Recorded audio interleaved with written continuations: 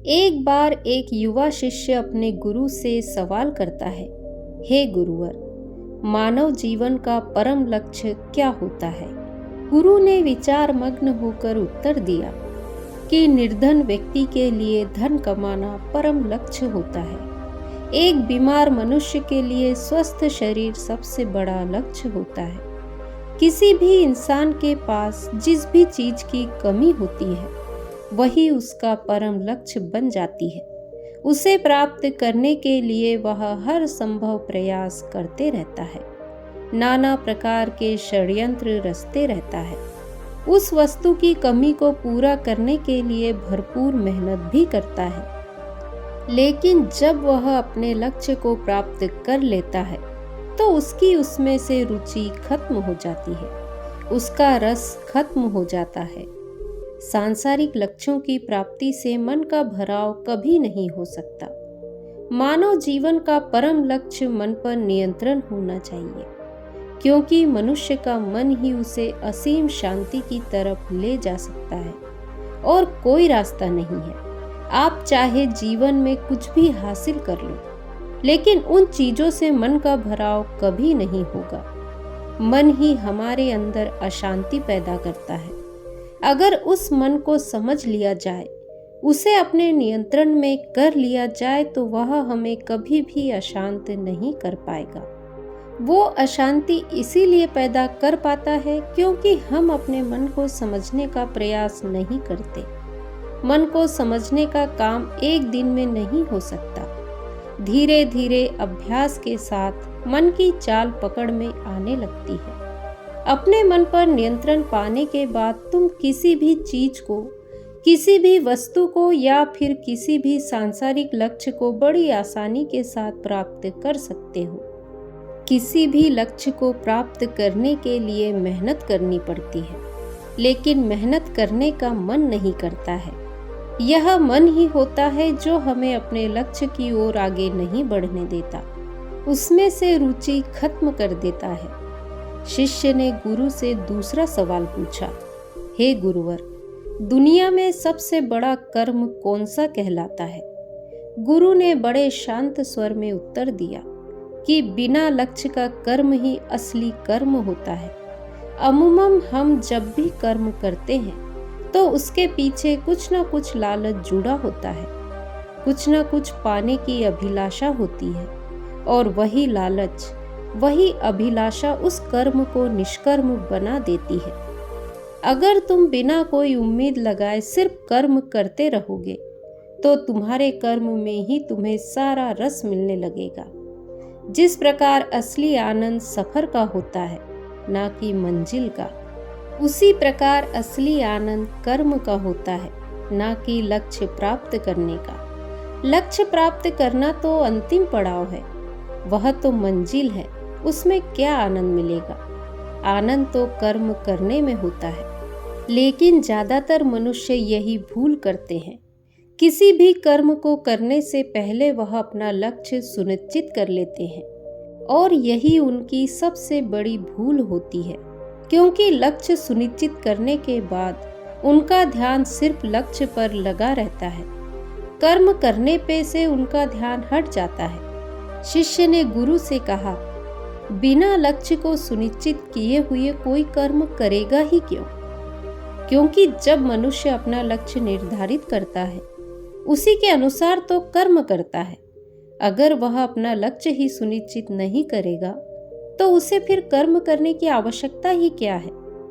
गुरु ने बड़ा ही अद्भुत उत्तर देते हुए जवाब दिया कि मान लो तुमने कोई लक्ष्य सुनिश्चित किया, उसके अनुसार कर्म भी किए, और फिर वह लक्ष्य भी तुम्हें प्राप्त हो गया। लेकिन लक्ष्य प्राप्त होने के बाद तुम क्या करोगे? लक्ष्य प्राप्त होना कोई अंत तो नहीं है।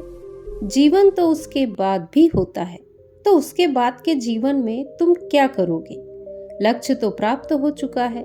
अब या तो तुम्हें मर जाना चाहिए या फिर कोई दूसरा लक्ष्य ढूंढना चाहिए, क्योंकि अब करने के लिए कुछ बचा नहीं है। तुम अंतिम पड़ाव पर पहुंच चुके हो। गुरु ने मुस्कुराते हुए कहना जारी रखा कि जीवन लक्ष्य प्राप्त करने के लिए नहीं मिला, जीवन तो जीने के लिए मिला है। हर एक पल को तुम जी खोल कर जी सकते हो। अगर कर्म को भूलकर लक्ष्य के पीछे भागते रहोगे तो एक लक्ष्य पूरा होने के बाद तुम दूसरे लक्ष्य के पीछे भागोगे और इसी प्रकार जीवन पर्यंत भागते रहोगे और ठहरना कभी सीख ही नहीं पाओगे। और वहीं पर अगर तुम कर्म का आनंद लेना सीख गए, सिर्फ कर्म करने पर अपना ध्यान केंद्रित करना सीख गए, तो इस प्रकार का मन जिस इंसान का होता है वो किसी भी कार्य को पूरे रस के साथ करता है, पूरी रुचि के साथ करता है, आधा अधूरा नहीं करता, क्योंकि उसका पूरा ध्यान उस कर्म को करने पर लगा हुआ रहता है। गुरु ने उदाहरण देते हुए समझाया कि मान लो दो लोगों को एक पहाड़ी पर चढ़ने के लिए भेजा जाता है। उस पहाड़ी के शिखर पर पहुंचना ही उनका अंतिम लक्ष्य है। उनमें से एक इंसान उस पहाड़ी के शिखर को देखता हुआ चल रहा है और दूसरा अपने कदमों पर ध्यान लगाकर चल रहा है। जिसका ध्यान शिखर पर टिका हुआ है उसकी चेतना भविष्य में भटक रही है, और जो अपने कदमों पर ध्यान लगाता हुआ चल रहा है वही वास्तविकता में वर्तमान में उपस्थित है, क्योंकि उसके कदम वर्तमान में चल रहे हैं। और जो शिखर पर पहुंचने का लक्ष्य है वह भविष्य की कल्पना है। शिखर की तरफ देखने वाला हो सकता है कि ठोकर खाकर गिर पड़े, लेकिन जो अपने कदमों पर ध्यान लगाकर चल रहा है उसको कभी ठोकर नहीं लगेगी। चाहे वह शिखर पर ना पहुंच पाए, लेकिन उसने अपने रास्ते का आनंद भली भांति लिया है। उसने अपने चलने को ही ध्यान बना लिया है, अपने कर्म को ही ध्यान बना लिया है। और इस प्रकार के कर्म मनुष्य को असीम शांति पहुंचाते हैं। पूरी दुनिया भाग ही तो रही है, कोई धन के पीछे, कोई रिश्तों के पीछे, कोई किसी चीज के पीछे तो कोई किसी चीज के पीछे।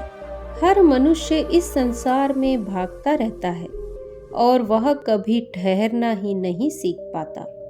उसे हमेशा यही लगता रहता है कि एक बार लक्ष्य को प्राप्त कर लेता हूँ, उसके बाद तो असीम शांति मिलेगी। लेकिन जब वह लक्ष्य को प्राप्त कर लेता है तो वह अपने आप को और ज्यादा फंसा हुआ महसूस करता है।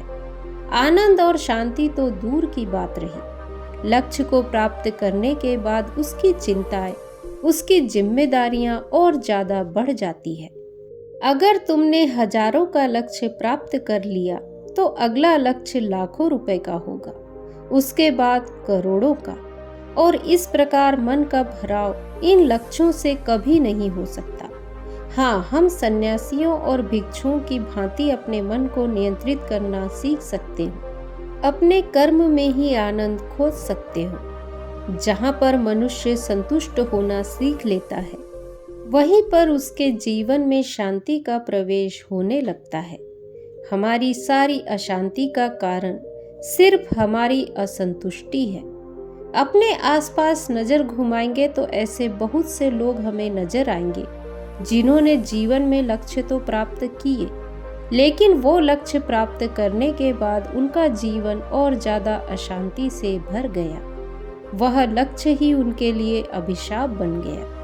वास्तविकता में मनुष्य अपने मन में तो यही सोचता है कि लक्ष्य प्राप्त करने के बाद मुझे बहुत शांति मिलेगी, लेकिन उस लक्ष्य को प्राप्त करने के कुछ समय बाद ही एहसास होने लगता है कि वह लक्ष्य निरर्थक था, उसकी कोई सार्थकता नहीं थी। मन की आकांक्षाएं अनगिनत है। संसार की यात्रा कभी पूरी नहीं होती। जिनको अपने भीतर मुड़ना होता है उनको बीच से ही लौटना पड़ता है। शिष्य ने गुरु से सवाल पूछा कि हे गुरुवर, तो फिर क्या जीवन में कोई लक्ष्य ही नहीं होना चाहिए? क्या हमें बिना लक्ष्य जीवन जीना चाहिए? ऐसे तो हमारे और जानवरों के जीवन में कोई भेद नहीं होगा। गुरु ने उत्तर दिया कि लक्ष्य की प्राप्ति उस कर्म को करने पर निर्भर होता है। अगर तुम किसी कर्म को पूरा मन लगाकर पूरे ध्यान से करोगे तो निश्चित है उसका परिणाम भी तुम्हें उचित ही मिलेगा। तुम अपने जीवन में कर्म करते जाओ, फल की चिंता मत करो। फल तुम्हें अपने आप प्राप्त होंगे।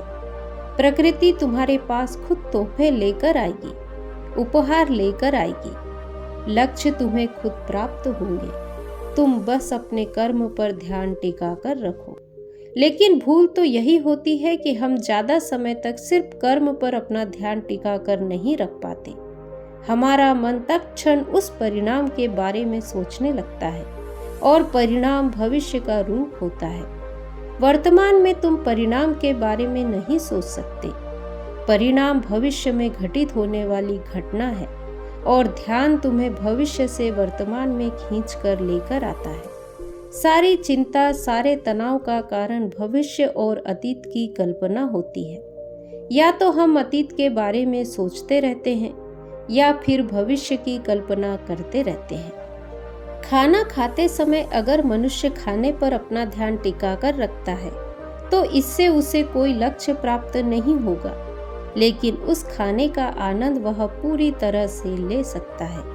लेकिन अगर खाना खाते समय वह किसी दूसरे लक्ष्य के बारे में सोचता रहेगा तो वह उस खाने का पूरा आनंद नहीं ले पाएगा, उस खाने को वह ध्यान नहीं बना पाएगा। और बुद्धिमान वह लोग होते हैं जो हर कर्म को ध्यान बना लेते हैं।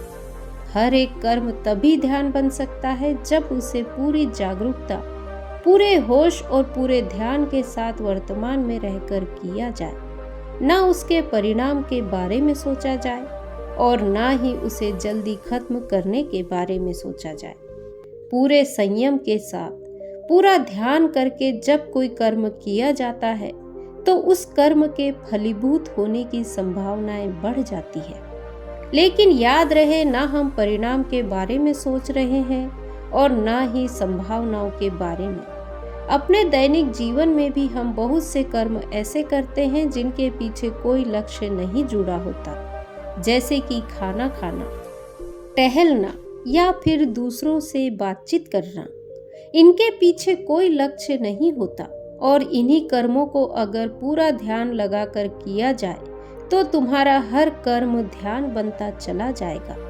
फिर तुम्हें ध्यान करने के लिए अलग से बैठने की जरूरत नहीं रहेगी। जब भी तुम अपनी आंख बंद करके ध्यान लगाने की कोशिश करोगे तो तुम तत्क्षण उस ध्यान की गहराई में जा पाओगे, क्योंकि तुमने दैनिक जीवन में ध्यान का अभ्यास किया है, हर कर्म को ध्यान बना लिया है।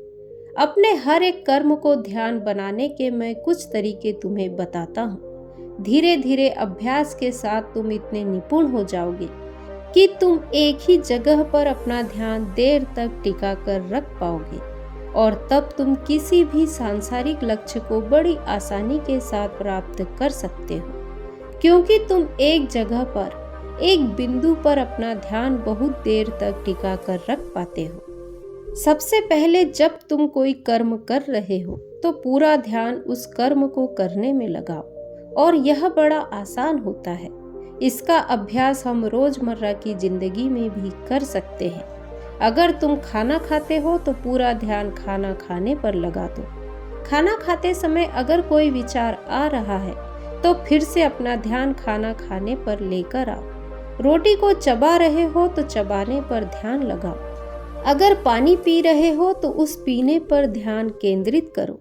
शुरुआत में थोड़ी समस्याएं आएगी, तुम विचारों में भटक जाओगे, तुम खो जाओगे, तुम्हें खुद ध्यान नहीं रहेगा। लेकिन जब भी ध्यान आए अपने ध्यान को खींचकर वापस वहीं पर लेकर आओ और धीरे धीरे अभ्यास के साथ तुम विचार शून्य होते जाओगे।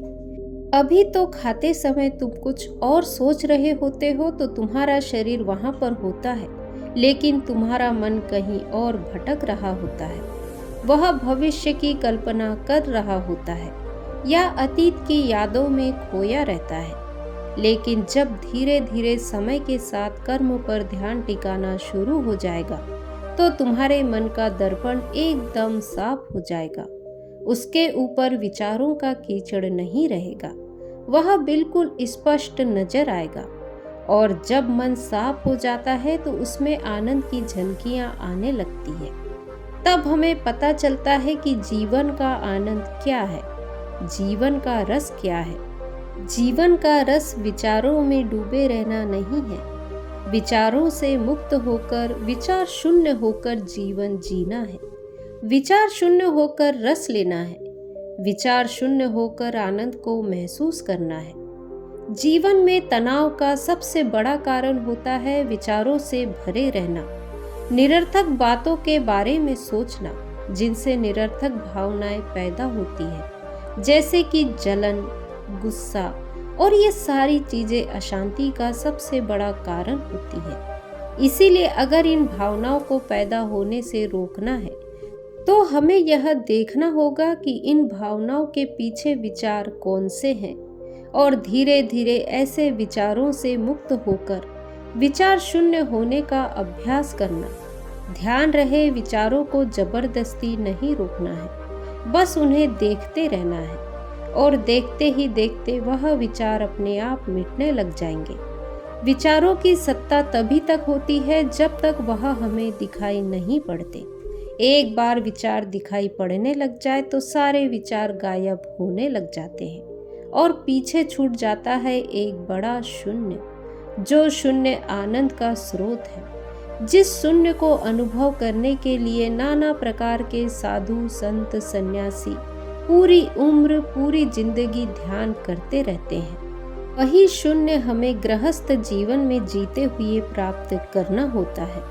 और वह तभी प्राप्त हो सकता है जब हम अपने विचारों को देखना शुरू करते हैं, और देखते ही देखते विचार मिटने लग जाते हैं। यह कहकर गुरु ने शिष्य की पीठ थपथपाते हुए कहा कि ध्यान करने से ही हम अपने विचारों को समझ पाते हैं। इसीलिए अपने जीवन में ध्यान करने की आदत को अपनाओ। रोज ध्यान करो, चाहे थोड़ी देर के लिए ही सही, और तुम अपने जीवन में बड़े बदलाव महसूस कर पाओगे। जीवन को लेकर तुम्हारी समझ अपने आप बढ़ने लगेगी।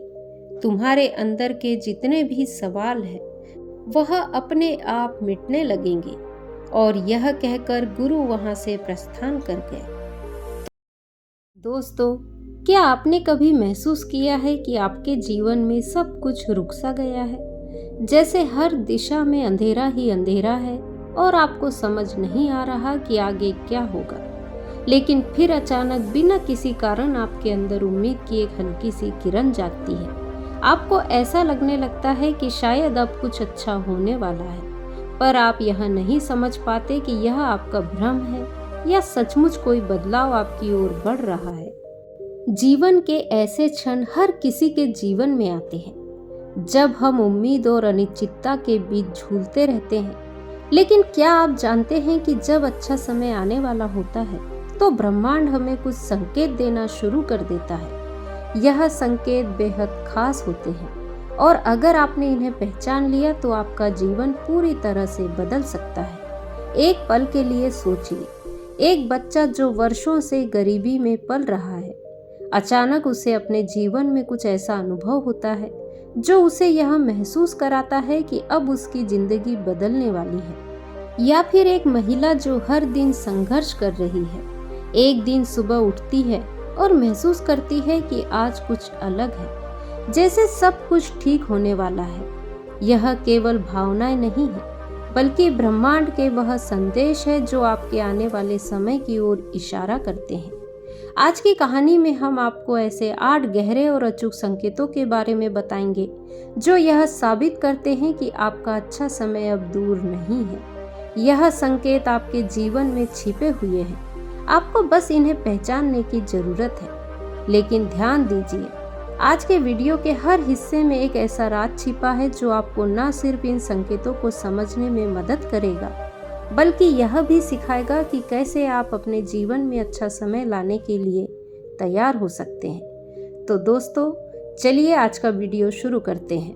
पहला संकेत है आपके अंदर नई ऊर्जा का संचार होना।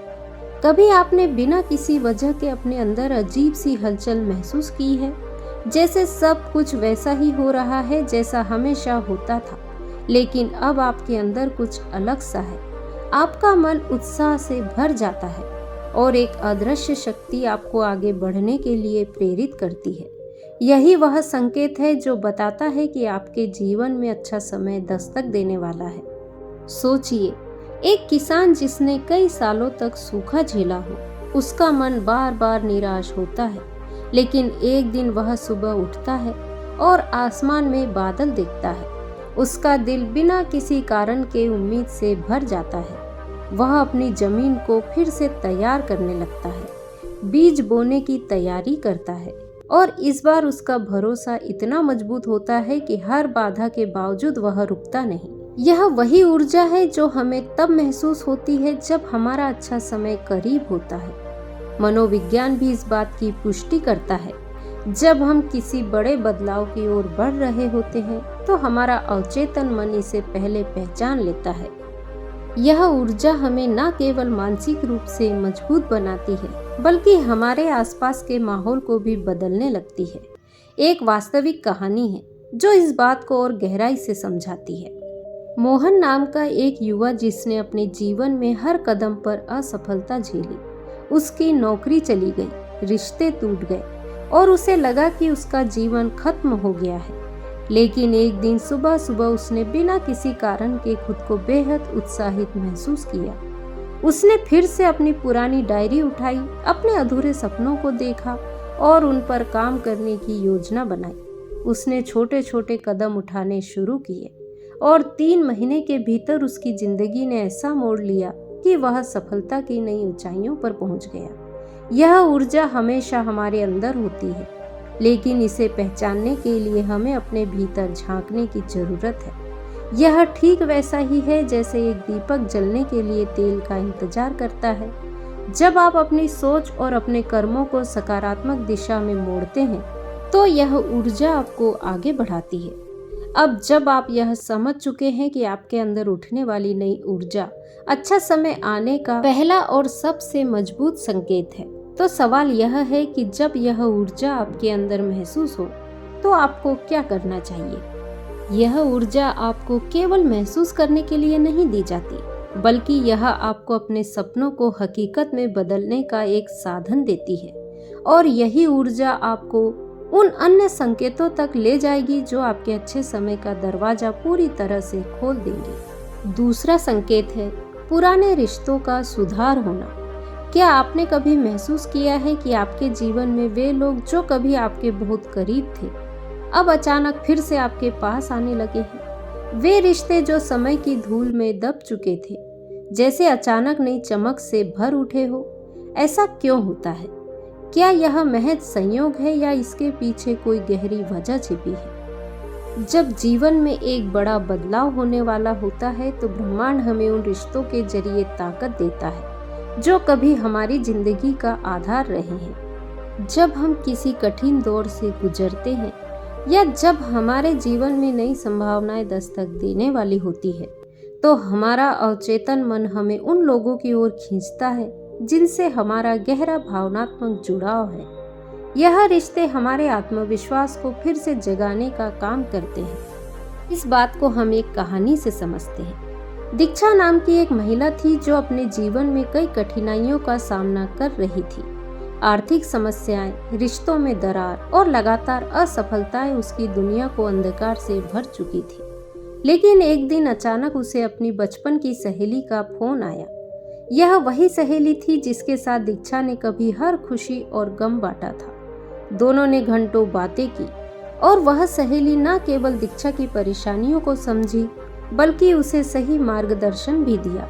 उस पुराने रिश्ते की गर्मजोशी ने दीक्षा को न केवल एक नई शुरुआत करने की प्रेरणा दी बल्कि उसकी जिंदगी में आत्मविश्वास और संतुलन भी वापस ला दिया। यह केवल संयोग नहीं था, यह ब्रह्मांड का संदेश था कि जब आपका अच्छा समय आने वाला होता है तो पुराने रिश्ते आपको सहारा देने के लिए फिर से आपके जीवन में प्रवेश करते हैं। यह संकेत है कि आपका जीवन एक नई दिशा में बढ़ रहा है। लेकिन यह भी याद रखना जरूरी है कि यह रिश्ते आपके पास तभी लौटते हैं जब आप खुद अपने अंदर सकारात्मक बदलाव के लिए तैयार होते हैं। तीसरा संकेत है समस्याओं का समाधान मिलने लगना। क्या कभी ऐसा हुआ है कि जो समस्याएं आपको महीनों से परेशान कर रही थी वे अचानक हल होती नजर आने लगी?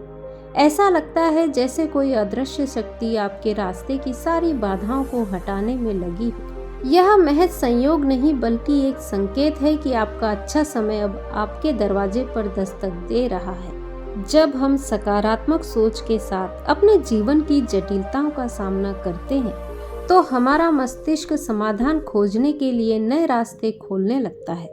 इसे संकट का समाधान मोड कहते हैं, जिसमें हमारी मानसिक स्थिति हमें ऐसी परिस्थितियां प्रदान करती है जहां समाधान अपने आप सामने आने लगते हैं।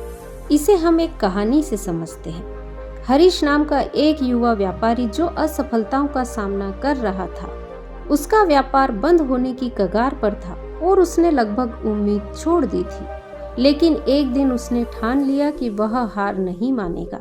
अपने व्यापार के हर पहलू को नए दृष्टिकोण से देखना उसने शुरू किया। धीरे धीरे उसके व्यापार में सुधार होने लगा। हरीश को एहसास हुआ कि उसके प्रयास और धैर्य ने उसे उस समाधान तक पहुंचाया जिसे वह इतने दिनों से ढूंढ रहा था। यही जीवन का नियम है। जब आप ईमानदारी और साहस के साथ अपनी समस्याओं का सामना करते हैं तो ब्रह्मांड आपके लिए रास्ते बनाता है। इसे आप कर्म और भाग्य का संगम भी कह सकते हैं। चौथा संकेत है सपनों का गहराई से जुड़ना। रात का सन्नाटा, आंखें बंद होते ही एक अनजानी दुनिया आपके सामने खुल जाती है। वह दुनिया जहां कोई सीमा नहीं, कोई बाधा नहीं।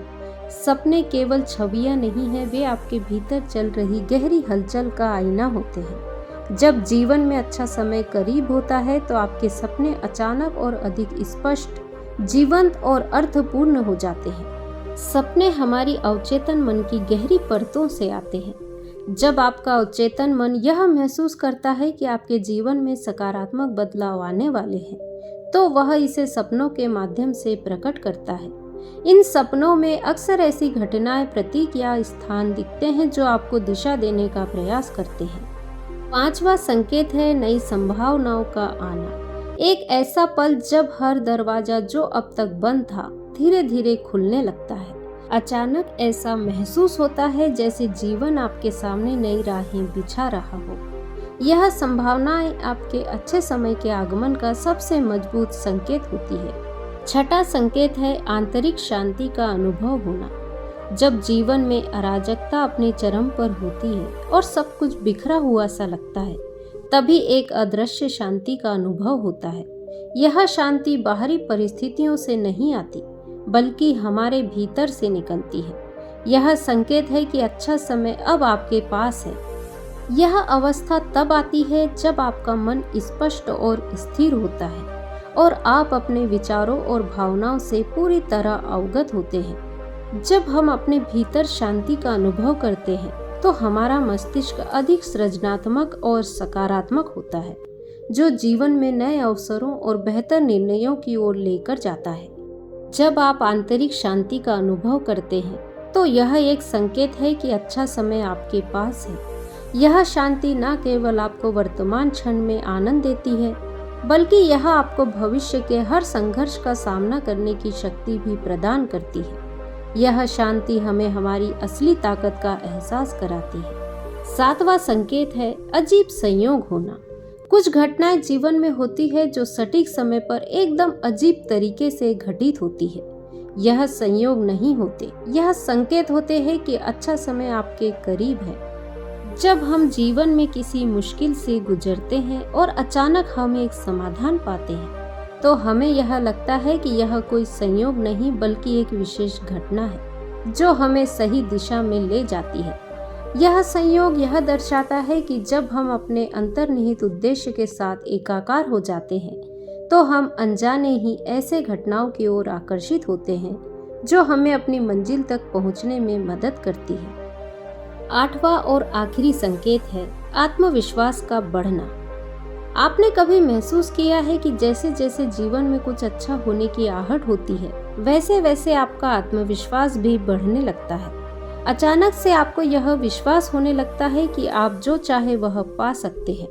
जब व्यक्ति असफलताओं से सीखता है और अपने आप को पुनः उठाने की क्षमता प्राप्त करता है, तो वह अपने आत्मविश्वास में वृद्धि महसूस करता है। अगर आप लगातार प्रयास करते रहेंगे तो आपके आत्मविश्वास में वृद्धि होगी और वह आपको अपनी मुश्किलों के बावजूद सफलता की ओर बढ़ने के लिए प्रेरित करेगी। जब आपका आत्मविश्वास बढ़ने लगता है तो यह संकेत है कि जीवन ने आपके लिए कुछ बहुत अच्छा तैयार किया है। यह आत्मविश्वास जो आपके भीतर आ रहा है न केवल आपके आत्मसंवाद को बदलता है, बल्कि यह आपके निर्णयों, कार्यों और आपके जीवन के हर पहलू को सकारात्मक रूप से प्रभावित करता है। यह वही संकेत है जिस पर आपको विश्वास करना चाहिए। अपने आप पर विश्वास रखिए और जानिए कि जब आप अपने भीतर के आत्मविश्वास को महसूस करेंगे तो दुनिया की कोई भी ताकत आपको रोक नहीं सकती। अच्छा समय वास्तव में आपके पास आ चुका है और अब आपको उसे अपनी पूरी ताकत से अपनाना है। जैसा कि आपने देखा, अच्छे समय के आने के संकेत हमारे जीवन में हमेशा मौजूद रहते हैं और इन संकेतों को पहचानना हम पर निर्भर रहता है। आत्मविश्वास का बढ़ना, पुराने रिश्तों का सुधार होना, समस्याओं का हल मिलना और नए अवसरों का आना, यह सभी संकेत है कि अच्छा समय अब आपके जीवन में प्रवेश करने वाला है। जब हम इन संकेतों को पहचानते हैं और उन्हें सही दिशा में समझते हैं तो हम अपने जीवन को नए तरीके से जीने की ओर बढ़ते हैं। हमारे भीतर की शक्ति और विश्वास से हम अपने सपनों को साकार कर सकते हैं और हमें यह विश्वास रखना चाहिए कि सबसे अंधेरे समय के बाद उजाला जरूर आता है। याद रखें, जब आपको सबसे अधिक चुनौतियां लगती है तो असल में आप सबसे अच्छे और उज्जवल समय की ओर बढ़ रहे होते हैं। अब आपको यह जानकर भी प्रसन्नता होगी कि जब हम अपने जीवन को ऐसे संकेतों के आधार पर समझते हैं तो हम आत्मविश्वास, संकल्प और आशा से भर जाते हैं, एक नया दृष्टिकोण प्राप्त करते हैं और तैयार हो जाते हैं जीवन में हर मोड़ पर सफलता की ओर कदम बढ़ाने के लिए। लेकिन इसके लिए सिर्फ हमारी बातों को सुनना ही काफी नहीं है। आपके पास भी यह शक्ति है और आज से आप इसे अपने जीवन में लागू करके अपनी जिंदगी को बेहतर बना सकते हैं। आज की कहानी एक सन्यासी की है। सन्यासी वह होता है जो अपना सब कुछ त्याग कर सिर्फ एक चीज को अपना लक्ष्य बना लेता है। कोई भी व्यक्ति सन्यासी बेवजह नहीं बनता। सन्यासी बनने के पीछे एक बहुत बड़ी वजह होती है। उस व्यक्ति के सन्यासी बनने के पीछे भी एक बहुत बड़ी वजह थी। सन्यासी बनने से पहले उस व्यक्ति के मन ने उस व्यक्ति से बहुत सारे गलत काम करवाए थे, बहुत से पाप करवाए थे। उस व्यक्ति का मन उसका मालिक बन चुका था और वह अपने मन का गुलाम हो चुका था। जीवन के हर सुख, आराम और ऐश्वर्य प्राप्त करने के बाद भी उस व्यक्ति के मन में अथाह पीड़ा थी और यही मानसिक पीड़ा उसे सन्यासी बना देती है।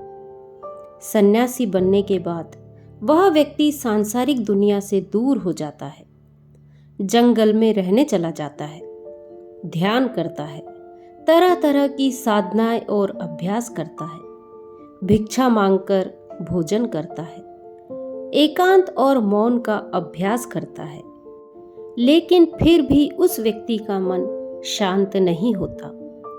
वह अंदर से बेचैन और परेशान ही रहता है।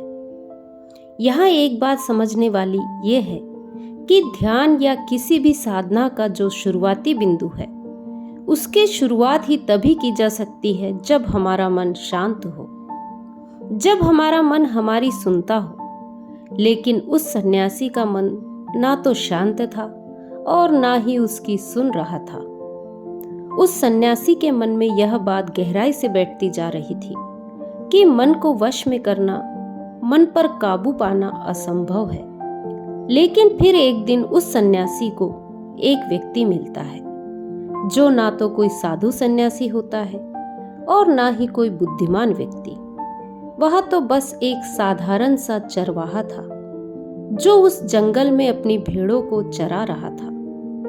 वह चरवाहा उस सन्यासी के पास आकर पूछता है, क्या मैं तुम्हारी कोई मदद कर सकता हूँ?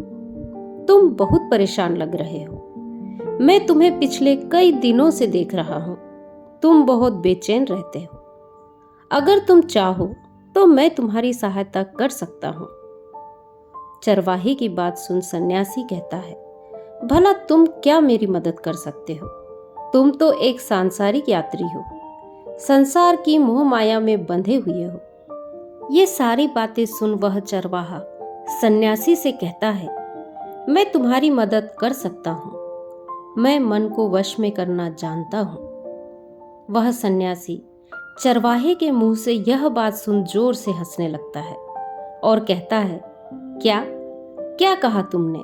तुम मन को वश में करना जानते हो? मैंने अपना सब कुछ त्याग दिया, यहाँ आकर जंगल में रहने लगा, तब भी मैं अपने मन का गुलाम हूँ, और तुम कह रहे हो कि तुम मन को वश में करना जानते हो। वह चरवाहा कहता है, सबसे पहले तो यह जानो कि मन को वश में करने के लिए सभी वस्तुओं का त्याग करना जरूरी नहीं है और ना ही जंगल में आकर रहना जरूरी है। बस एक चीज है जिसे छोड़ना बहुत जरूरी है। वह सन्यासी उस चरवाहे से पूछता है, और वह चीज क्या है? चरवाहा मुस्कुराते हुए सन्यासी से कहता है, वह एक चीज है गलत जानकारी। आज तक हमारे दिमाग के अंदर जो भी जानकारी गई है उसी ने हमारे मन का निर्माण किया है। सन्यासी उस चरवाहे से पूछता है, परंतु वह कैसे? वह चरवाहा शांत स्वर में समझाते हुए कहता है, मान लो तुमने आज तक अपने जीवन में सेब जैसा फल नहीं खाया, तुम्हें सेब के स्वाद के बारे में कुछ भी नहीं पता, तो क्या तुम्हारा मन कभी सेब खाने को कर सकता है? नहीं ना। इसीलिए हमारे मन का निर्माण जानकारी से होता है। वह सन्यासी उस चरवाहे की बात से प्रभावित हो जाता है और उससे कहता है, क्या आप मुझे इस बारे में और विस्तार से समझा सकते हैं? वह चरवाहा उस सन्यासी से कहता है, अगर तुम अपने मन को वश में करना चाहते हो तो अब मेरी बातों को बड़े ही ध्यान लगाकर सुनना। तुम अपने मन को वश में तभी कर सकते हो जब तुम अपने मन की जड़ों को देख पाओ। मन का निर्माण जानकारी से होता है और हमारे शरीर में जानकारी के 5 प्रवेश द्वार होते हैं। पहला, आंखें। हम अपनी आंखों से जो कुछ भी देखते हैं, अच्छा या बुरा, वह सब हमारी मन की याददाश्त में इकट्ठा होते रहता है। दूसरा, कान। हमारे कान जो कुछ भी सुनते हैं वह भी हमारे मन में बीज के रूप में बो दिया जाता है। तीसरा, जीभ। जीभ जिस चीज का स्वाद एक बार लेती है वो हमारे मन की याददाश्त में अंकित हो जाता है। चौथा है नाक। नाक से हम जो भी एक बार सूंघ लेते हैं, चाहे खुशबू या बदबू, वो सभी हमारे मन में दर्ज हो जाती है। और 5वां है त्वचा। जिस भी चीज को हम एक बार छू लेते हैं, स्पर्श कर लेते हैं, उसकी याददाश्त हमारे मन में कहीं ना कहीं अंकित हो ही जाती है। इन 5 शारीरिक दरवाजे से जो भी जानकारी हमारे अंदर जाती है वह जानकारी बीजों के रूप में जमा हो जाती है और धीरे धीरे वृक्ष बन जाती है। हमारा मन मिट्टी की तरह है जिसमें बीज बोए जाते हैं और हमारी बुद्धि बीज बोने वाले किसान जैसी है। अगर हमारी बुद्धि गलत जानकारी के बीज को सही जानकारी के बीज समझकर बो देगी तो जब भविष्य में वह बीज वृक्ष बनेगा तो वह खराब फल ही देगा।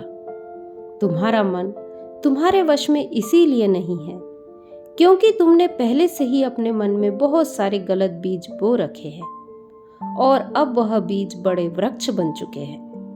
वह सन्यासी उस चरवाहे से पूछता है, तो अब मुझे क्या करना चाहिए? क्योंकि अब तक तो मैं बहुत सारे गलत बीज बो चुका हूँ और जो बोए जा चुके हैं उन्हें वापस निकालना मुश्किल है। वह चरवाहा उस सन्यासी से कहता है, अब तक तुम अनजाने में गलत बीज बो रहे थे, लेकिन अब जानबूझकर सही बीज बोना आरंभ कर दो। हमारे भीतर अगर हजारों बीज गलत है तो क्या हुआ?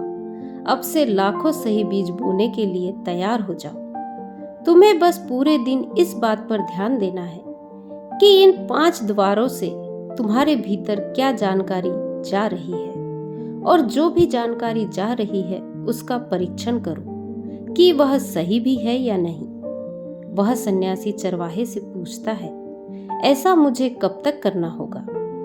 वह चरवाहा कहता है, पूरी जिंदगी भर। जिस प्रकार तुम हर दिन अपने पेट को अच्छा भोजन देते हो, उसी प्रकार तुम्हें हर दिन अपने दिमाग को भी अच्छा भोजन देना है, यानी सही जानकारी। जीवन में तुम्हें हर दिन हर पल केवल 2 विकल्प मिलेंगे, जिसमें से एक विकल्प तुम्हारे लिए सही होगा और दूसरा गलत, लेकिन तुम्हें हर बार सही विकल्प का ही चुनाव करना है। हमेशा याद रखना कि सही विकल्प का चुनाव करते समय तुम्हारे भीतर पीड़ा पैदा हो सकती है, लेकिन वह पीड़ा बस उस समय तक ही रहेगी। इसीलिए चाहे तुम्हारे अंदर कितनी ही पीड़ा क्यों ना हो, तुम्हें हर बार सही विकल्प का ही चुनाव करना है। जितनी बार तुम सही चुनोगे, उतनी बार तुम अपने अंदर एक सही बीज बोओगे, और जिस दिन तुम्हारे अंदर की सही बीजों की संख्या गलत बीजों की संख्या से अधिक हो जाएगी, उस दिन तुम्हारा मन तुम्हारे वश में होगा। लेकिन उस दिन के लिए तुम्हें आज से, अभी से अपना प्रयास शुरू करना होगा। वह सन्यासी तो उस चरवाही की बातों को समझ जाता है, लेकिन क्या आप समझ पाए दोस्तों? सन्यासी समझ जाता है कि जीवन में उसे जो भी निर्णय लेना है, चाहे उस निर्णय में उसे तत्कालीन तकलीफ ही क्यों ना हो, लेकिन उस सही निर्णय को अवश्य ही लेना है। इसी तरह से अगर हम अपने जीवन में सही चीजों का सोच विचार करके चुनाव करें, तो हम अवश्य ही अपने मन को वश में कर सकेंगे। तो चलिए अगली कहानी शुरू करते हैं। दोस्तों, अक्सर हम यह सोचते हैं कि हमें जिंदगी में किसी चीज से कोई फर्क नहीं पड़ता, परंतु जब आप यह सोचने बैठेंगे कि आपको आपके जीवन में किन चीज़ों से फर्क पड़ता है और किन से नहीं, तब आपको आपकी वास्तविकता सामने नजर आने लगेगी। तब आपको यह पता चलेगा कि आपको आपकी जिंदगी में सभी चीज़ों से फर्क पड़ता है। एक छोटे से नगर में एक युवक रहता था, जो बहुत ही सीधा साधा और दिल का बहुत साफ था। वह हमेशा कोशिश करता कि उसके कारण किसी को दुख ना हो, कोई तकलीफ ना हो। वह गलती से भी कभी किसी को हानि नहीं पहुंचा सकता था। उससे कोई नाराज ना हो, उसके लिए भले ही वह अपने आप को तकलीफ पहुंचाने के लिए तैयार था, भले ही उसे अपना सब कुछ खोना ही क्यों ना पड़ जाए, किंतु वह अपने परिवार को हमेशा खुश रखना चाहता था। चाहे उसे कोई भी दुख मिले, पर उसका परिवार खुश रहना चाहिए। वह हमेशा केवल इसी प्रयास में लगा रहता था, परंतु उसके लाख प्रयास करने के बाद भी वह किसी को पूरी तरह से संतुष्ट नहीं कर पाता था। उसके आसपास के लोगों को और यहाँ तक कि उसके परिवार वालों को भी ऐसा लगता था कि यह तो पागल है, यह तो बेवकूफ है, इसे कुछ पता ही नहीं, इसे तो कुछ समझ ही नहीं आता। धीरे धीरे यूं ही समय बीतने लगा, और अब तो उसके परिवार वाले भी उसे अच्छी तरह समझते नहीं थे, यहाँ तक कि वह उसकी इज्जत भी नहीं करते थे। अब तो बात यहाँ तक आ पहुँची थी कि उसकी बातों से किसी को कोई फर्क तक नहीं पड़ता था, परंतु वह तो सीधा साधा था, मन का साफ था, जिसके कारण उसे हर किसी की बातों से बहुत तकलीफ होती थी, हर किसी की बातों से बहुत उसे फर्क पड़ता था। एक दिन उसके परिवार में कुछ ऐसा हुआ जिसके कारण उसके परिवार के सभी सदस्य एक दूसरे के खिलाफ हो गए, मानो वे सभी एक दूसरे के दुश्मन बन बैठे थे, और वह यह सब देख नहीं पा रहा था। वह उन लोगों को समझाने की कोशिश कर रहा था, लेकिन कोई भी उसकी कद्र नहीं करता था। उसकी बातों से किसी को कोई फर्क नहीं पड़ता था, जिस कारण वह यह सब सह नहीं पा रहा था। वह निराश और हताश होकर अपना जीवन समाप्त करने के लिए घर से निकल पड़ा। वह अपने मन की सारी तकलीफें लिए एक रास्ते से होकर गुजर रहा था। तभी उसके कानों में कुछ अपशब्द सुनाई पड़े। उसने मुड़कर देखा तो एक बाग में कुछ लोग एक सन्यासी को अपशब्द कह रहे थे, किंतु वह सन्यासी मस्त होकर हंस रहा था, वह मुस्कुरा रहा था।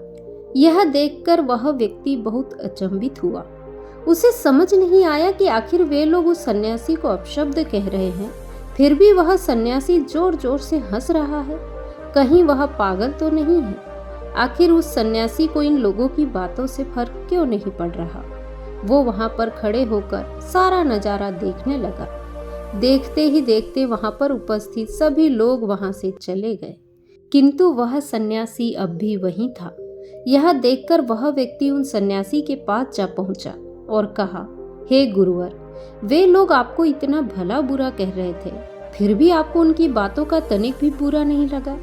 क्या आपको उनकी बातों से कोई फर्क नहीं पड़ता? आपके पास तो उनसे कहीं ज्यादा ज्ञान है, आपने उनकी बातों का जवाब क्यों नहीं दिया? इस पर वह सन्यासी मुस्कुराते हुए उस युवक से कहते हैं, बेटा, कौन भला बुरा कह रहा था? इस पर वह युवक जवाब देते हुए कहता है, हे गुरुवर, वह सभी गांव वाले जो अभी अभी आपको अपशब्द कह रहे थे, मैंने अपनी आंखों से देखा है और अपने कानों से सुना है। इस पर वह सन्यासी उस युवक से कहते हैं, बेटा, अपशब्द तो वे कह रहे थे, मैं नहीं, तो मुझे क्यों फर्क पड़ेगा? फर्क तो उन्हें पड़ना चाहिए, क्योंकि उन्होंने जो कर्म किए हैं उनका फल उन्हें मिलेगा, और मैंने जो कर्म किए हैं उनका फल मुझे मिलेगा, तो मुझे किस बात से फर्क पड़ना चाहिए? युवक उन सन्यासी की आवाज सुनकर थोड़ा आश्चर्यचकित रह गया और कुछ देर सोच विचार करने के बाद वह उन सन्यासी से कहता है, परंतु गुरुवर, वे सभी आप ही को तो अपशब्द कह रहे थे, पर मैं यह समझ नहीं पाया कि आखिर उन्होंने आपको इतने अपशब्द क्यों कहे? आपको उन्होंने इतना भला बुरा क्यों कहा? आखिर ऐसी क्या बात हो गई थी? इस पर वह सन्यासी जवाब देते हुए उस युवक से कहते हैं, बेटा, उन्होंने मुझसे पूछा था कि ईश्वर है या नहीं। उन सन्यासी के मुख से यह सुनकर वह युवक तुरंत ही उन सन्यासी से प्रश्न पूछते हुए कहता है, तब आपने उन्हें क्या जवाब दिया? इस पर वह सन्यासी उस युवक को जवाब देते हुए कहते हैं, मैंने तो उन्हें सत्य ही कहा। मैंने कहा, जिस ईश्वर को तुम जानते हो वैसा कोई ईश्वर है ही नहीं, और जिसे तुम नहीं जानते वही ईश्वर है और वही सत्य है। मैंने जैसे ही उनसे इतना कहा, वे सभी नाराज हो गए, वे सभी क्रोधित हो गए और अपने आप को दंड देने लगे। बड़े ही नासमझ लोग हैं, जो मैंने कहा उसके लिए वह अपने आप को दंड दे रहे थे। युवक उन सन्यासी की बात समझ नहीं पाया। वह थोड़ा अचरज में एक बार फिर उन गुरुवर से कहता है, किंतु हे गुरुवर, वह तो आपको भला बुरा कह रहे थे, तो फिर उन्होंने खुद को दंड कहाँ दिया? इस पर वह सन्यासी उस युवक से कहते हैं, बेटा, हम जो भी कहते हैं, अगर हम अच्छा कहते हैं तो हम भीतर से परमात्मा से भर जाते हैं, और अगर हम बुरा कहते हैं तो हम भीतर से शैतान से भर जाते हैं। और जो व्यक्ति शैतान से भर जाता है उसके साथ भला अच्छा कैसे हो सकता है? इस पर वह युवक एक बार फिर से सन्यासी से प्रश्न करते हुए कहता है, परंतु हे गुरुवर, उन्होंने आपको इतना कुछ कहा, आपको इतने सारे अपशब्द कहे, क्या आपको उनकी बातों का तनिक भी बुरा नहीं लगा? भला यह कैसे संभव है? इस पर सन्यासी एक बार फिर मुस्कुराने लगे और उस युवक का हाथ थामकर उसे एक स्थान ले गए। उस स्थान पर 4 पागल व्यक्ति बैठे हुए थे और वह आपस में बातें कर रहे थे।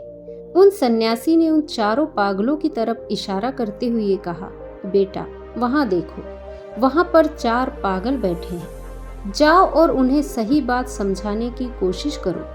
पहले तो युवक उन गुरुवर की इस बात पर थोड़ा सा हिचक गया, लेकिन फिर जैसे तैसे उसने खुद को मनाया और वह उन चारों पागलों के समक्ष जा पहुंचा। जब वह वहां पर पहुंचा तो उसने सुना कि वे चारों पागल आपस में कुछ बातें कर रहे हैं और उसमें से एक पागल कुछ गलत कह रहा था। तभी वह युवक बीच में बोल पड़ा और वह उन्हें सही बात समझाने की कोशिश करने लगा, लेकिन उन पागलों ने उस व्यक्ति की एक ना सुनी और उसे ही भला बुरा कहना शुरू कर दिया, उसे ही अपशब्द कहने शुरू कर दिए। कुछ देर तक तो वह युवक वहीं पर खड़ा रहा, लेकिन कुछ देर के बाद वह वापस उन गुरुवर के पास लौट आया। यह देख वह गुरुवर उस युवक से कहते हैं, बेटा, क्या तुम्हें उनकी बातों से कुछ फर्क पड़ा? उन्होंने तुम्हें काफी अपशब्द कहे, काफी कुछ भला बुरा कहा, क्या तुम उनकी बातों से नाराज नहीं हो? उन सन्यासी की इस बात का जवाब देते हुए वह युवक कहता है, हे गुरुवर, वे चारों तो पागल हैं और उन्हें सही बात समझ में नहीं आती, और उनकी बातों का बुरा मानकर मैं क्या करूंगा? वे सभी तो पागल हैं, उनकी बातों से नाराज होकर भला मुझे क्या लाभ मिलने वाला है? इस पर वह सन्यासी मुस्कुराने लगे और उस युवक से कहते हैं, बेटा, ठीक इसी प्रकार से मुझे भी इन पागलों से भरी दुनिया में किसी की बात का कोई बुरा नहीं लगता, ना ही उनकी किसी बात का मुझे कोई फर्क पड़ता है। किंतु इस दुनिया में एक पागल यदि दूसरे पागल को कुछ कह देता है तो उसे अवश्य ही फर्क पड़ता है। इस पर वह युवक तुरंत ही उन गुरुवर से कहता है, हे गुरुवर, क्या हमें अपने परिवार की किसी भी बात का बुरा नहीं मानना चाहिए? क्या हमें उनकी बात का फर्क नहीं पड़ना चाहिए? इस पर सन्यासी उस युवक से कहते हैं, बेटा, अगर तुम इन 4 पागलों की फिक्र करो, अर्थात यदि तुम्हारे मन में इन चारों के प्रति थोड़ी सी भी दया हो, थोड़ी सी भी करुणा हो, तो तुम क्या चाहोगे? इस पर वह युवक जवाब देते हुए कहता है, हे गुरुवर, मैं तो यही चाहूंगा कि ये सब लोग ठीक हो जाए और अपना जीवन आराम से और खुशहाली से बिताए। इस पर सन्यासी उस युवक से एक प्रश्न करते हुए कहते हैं कि ये कैसे होगा? अगर तुम्हें उनकी बातों से फर्क पड़ता है, तुम उनकी बातों से नाराज हो जाते हो, उनकी बातों से तुम्हें तकलीफ पहुंचती है, तो फिर वे लोग अपना जीवन खुशहाली से कैसे बिता सकते हैं? भला तुम उन्हें खुश कैसे कर सकते हो? तुम तो उनकी बातों से टूट जाते हो, दुखी हो जाते हो, तो तुम उन्हें ठीक कैसे करोगे? यदि तुम्हें उन्हें ठीक करना है, उन्हें खुशहाली वाला जीवन देना है, तो पहले तुम्हें खुश होना होगा, पहले तुम्हें ठीक होना होगा। जब तक तुम खुद ही ठीक नहीं रहोगे तो तुम उन्हें ठीक कैसे कर सकते हो? आगे वह सन्यासी उस युवक से कहते हैं, बेटा, अभी कुछ देर पहले जो गांव वाले मुझे अपशब्द कह रहे थे, मुझे भला बुरा कह रहे थे, यदि मैं उनके प्रश्नों का जवाब देने लगूं, यदि मैं भी उनकी तरह लड़ने लग जाऊं, तो मैं उन्हें क्या समझा सकूंगा? क्या उनके पास मैं दोबारा जा सकूंगा? यदि मैं उनकी बातों को अपना अपमान समझूं और उनकी बातों से दुखी हो जाऊं और मान सम्मान और अपमान जैसी बातों को सोचने बैठ जाऊं, तो क्या कभी मैं उनके लिए कुछ अच्छा कर पाऊंगा? नहीं, बल्कि मैं यह सब सोचकर दुखी ही होता रह जाऊंगा और कभी भी इन चीजों से बाहर नहीं निकल पाऊंगा और मन ही मन मैं उनका बुरा भी चाहने लगूंगा। ऐसी अवस्था में मैं उनका भला कैसे कर सकता हूँ? वह युवक सन्यासी की सारी बातें ध्यानपूर्वक सुनता है और उसके बाद वह उन गुरुवर से एक और प्रश्न करते हुए कहता है, हे गुरुवर, आप जो कुछ भी कह रहे हैं वह बिल्कुल सत्य है, किंतु आप ही बताइए, फिर मुझे किस प्रकार रहना चाहिए? इस पर सन्यासी उस युवक से इस प्रश्न का जवाब देते हुए कहते हैं, बेटा, तुम जैसे भी अपना जीवन जी रहे हो उसमें खुश रहो। इस दुनिया में किसी भी चीज की फिक्र मत करो। किसी की बातों का तुम पर कोई फर्क नहीं पड़ना चाहिए। तुम्हें तो अपनी फिक्र करनी चाहिए, क्योंकि तुम बेफिक्र होकर भी सबका अच्छी तरह से ध्यान रख सकते हो, उनका भला कर सकते हो, चीजों को सुधार सकते हो, हालातों को पहले से बेहतर कर सकते हो। किंतु यदि तुम खुद ही उन हालातों में बिखरे पड़े हो, तो तुम भला खुद को कैसे समेट लोगे? तुम भला उनका भला कैसे कर सकते हो? यदि तुम खुद ही रो रहे हो तो तुम उन्हें कैसे हंसा सकते हो? इतना कहकर वह सन्यासी शांत हो गए और उस युवक को भी अपनी गलती का एहसास हो चुका था। उसे उन गुरु की सभी बातें अच्छी तरह से समझ में आ चुकी थी, इसलिए उसने अपना इरादा बदला और वह वापस घर लौट आया। अब से वह हमेशा बेफिक्र रहने लगा था। अब से वह किसी की बातों पर ध्यान नहीं देता था। उसे किसी की बातों का कोई फर्क नहीं पड़ता था। वह तो हमेशा मस्त मौला होकर रहता और देखते ही देखते उसने अपने परिवार में होने वाले कलह क्लेश को भी धीरे धीरे पूरी तरह से खत्म कर दिया था। दोस्तों, यदि आप खुश रहना चाहते हैं और आप चाहते हैं कि आपको किसी की बातों का कोई फर्क ना पड़े, तो सबसे पहले आपको खुद की परवाह करनी चाहिए, खुद को बेफिक्र बनाना चाहिए। क्योंकि यदि जब तक आप ही खुश नहीं होंगे, आप अपने परिवार को कैसे खुश रख सकते हैं? जब तक आप ही रोते रहेंगे, आप किसी दूसरे के चेहरे पर मुस्कान कैसे ला सकेंगे? इसीलिए यदि आपको किसी को खुश करना है, किसी का जीवन संवारना है, तो पहले अपने ऊपर ध्यान दीजिए। अकेलापन एक ऐसी मानसिक स्थिति है जहां आपके आसपास आपके अलावा कोई और नहीं होता, जिस वजह से आप में तनाव, अवसाद जैसी समस्याएं देखने को मिलती है। लंबे समय तक ये स्थिति बनी रहे तो इससे दिमाग के साथ सेहत पर भी बहुत बुरा असर पड़ता है। लेकिन आज की कहानी से हम समझेंगे कि अकेलेपन को ताकत कैसे बनाए। तो चलिए कहानी शुरू करते हैं। एक छोटे से गांव में एक बौद्ध भिक्षु अपना आश्रम बनाकर रहा करते थे। उनकी ख्याति दूर दूर के गांवों तक थी, क्योंकि उनका ज्ञान देने का तरीका दूसरे लोगों से काफी अलग था। शुरुआत में वह अपने शिष्यों को उपदेशों के माध्यम से ज्ञान देते थे। उसके बाद वह अपने शिष्यों को उस ज्ञान का अनुसरण करके अपने व्यावहारिक जीवन में उतारने को कहते थे। एक बार उस आश्रम में एक राजा अपने बेटे को लेकर पहुंचता है और बौद्ध भिक्षु से कहता है कि आप मेरे बेटे को अपने आश्रम में रहने दें और उसे अपना शिष्य बनाकर अपने तरीके से उसे ज्ञान दें। बौद्ध भिक्षु मुस्कुराते हुए कहते हैं कि आज से तुम्हारे बेटे की सारी जिम्मेदारी मेरी। फिर राजा वहां से चले जाते हैं। बौद्ध भिक्षु उस राजा के बेटे को समझाते हुए कहते हैं कि यहाँ दूर दूर से गरीब और अमीर लोगों के बच्चे आते हैं, लेकिन अगर तुम अपने आप को दूसरों से महान समझोगे तो तुम ज्ञान ग्रहण नहीं कर पाओगे। अगर तुम्हें ज्ञान ग्रहण करना है तो तुम्हें दूसरों की तरह अपने आप को साधारण समझना होगा। यही ज्ञान ग्रहण करने की सबसे पहली सीढ़ी होती है।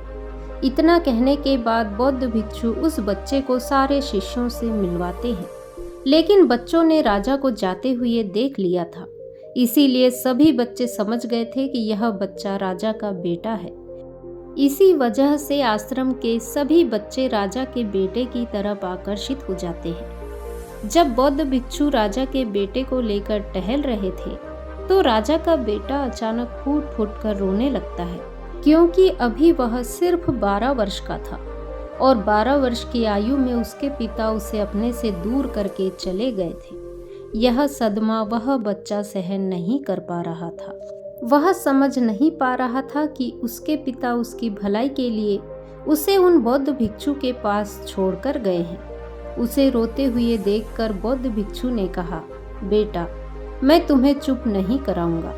हो सकता है कि आज मैं तुम्हारे आंसू पोंछ दूं, लेकिन कल तुम फिर अपने आप को अकेला पाओगे। याद रखना, जीवन में इंसान अकेले आता है और अकेले ही जाता है। जितनी जल्दी हो इंसान इस बात को समझ ले, उतनी जल्दी वह इंसान आत्मज्ञान के रास्ते पर निकल जाता है। बौद्ध भिक्षु ने अपनी बात आगे बढ़ाते हुए कहा कि जो इंसान अकेला रहना सीख लेता है वही खुद से प्यार कर पाता है, और जो खुद से प्यार करना जानता है वह किसी के भी जाने का अफसोस नहीं करता, क्योंकि वह खुद से ही प्यार करता है। फिर बौद्ध भिक्षु उस लड़के से कहते हैं, धीरे धीरे तुम आश्रम के माहौल में ढल जाओगे। शुरुआत में तुम्हें समस्या आ सकती है, लेकिन कुछ दिन बाद तुम्हें यही जगह बहुत अच्छी लगने लगेगी। इतना कहते ही बौद्ध भिक्षु उस शिष्य को अपने साथ लेकर आश्रम में वापस लौट आते हैं। उस शिष्य को भी सांत्वना मिलती है, क्योंकि बौद्ध भिक्षु की आंखों में एक पूर्ण शांति झलक रही थी। उसके बाद शाम होती है तो राजा का बेटा रात्रि का भोजन करने के लिए भोजन कक्ष में पहुंचता है, तो आसपास के सभी शिष्य उसके पास आने लगते हैं। उन सभी को पता था कि यह राजा का बेटा है और अगर हम इससे दोस्ती कर लेते हैं तो उससे हमारा बहुत फायदा होने वाला है। यही सोचकर आश्रम के ज्यादातर शिष्यों ने उसे घेर लिया था। बस कुछ बच्चे जो अकेले रहने का महत्व समझते थे, जो दिखावे में विश्वास नहीं करते थे, वह उस सम्राट के बेटे के पास जाने की बजाय अपना पूरा ध्यान खाने पर लगा रहे थे और एकांत में बैठकर अपना भोजन कर रहे थे। कुछ दिनों बाद राजा के बेटे की आश्रम के ज्यादातर बच्चों के साथ दोस्ती हो जाती है। अब वह आश्रम में उन बच्चों के साथ घूमता और उन्हीं के साथ अपना ज्यादातर समय बिताता। आखिरकार वह राजा का बेटा था, सुख सुविधाओं में पला हुआ था। महल में उसके आसपास बहुत से दास और दासियां होते थे। आश्रम में आसपास अपने मित्रों से घिरे होना, वही दिनचर्या उसने इस आश्रम में भी अपना ली थी। ऐसा नहीं था कि बौद्ध भिक्षु को यह सब पता नहीं था। पर बौद्ध भिक्षु उसे अलग तरीके से ज्ञान देना चाहते थे। बौद्ध भिक्षु एक दिन उस शिष्य को अपने साथ एक ऊंची चोटी पर लेकर जाते हैं। चोटी पर पहुंचकर बौद्ध भिक्षु उस शिष्य से कहते हैं, बेटा, अब तुम्हारा ज्ञान पूरा हो चुका है, बस एक आखिरी रात तुम्हें यहाँ पर बितानी होगी। उसके बाद अगले दिन शाम को मैं तुम्हारे राजमहल में तुमको पहुंचा दूंगा। वह बच्चा यह बात सुनकर बहुत खुश हो गया कि अब मैं वापस अपने राजमहल चला जाऊंगा, फिर से मेरे दास और दासियां मेरे पास होंगी। उस शिष्य ने बौद्ध भिक्षु से पूछा, हे गुरुवर, मुझे आज रात आप यहाँ चोटी पर रहने को क्यों कह रहे हैं?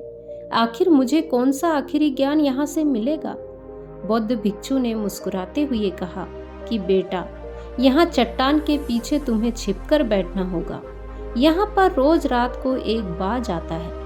तुम्हें उस बाज को बहुत गौर से देखना है, उसकी हर गतिविधि को अच्छे से देखना है, और उस बाज को देखने के बाद अगले दिन अगर तुम उस बाज की खूबियां मुझे बता पाए तो मैं तुम्हें तुम्हारे राजमहल वापस भिजवा दूंगा।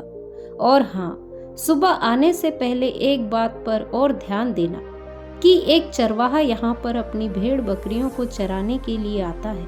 उन बकरियों को भी अच्छे से देखना और उनकी गतिविधियों पर ध्यान देना। इतना कहकर बौद्ध भिक्षु वहां से चले जाते हैं।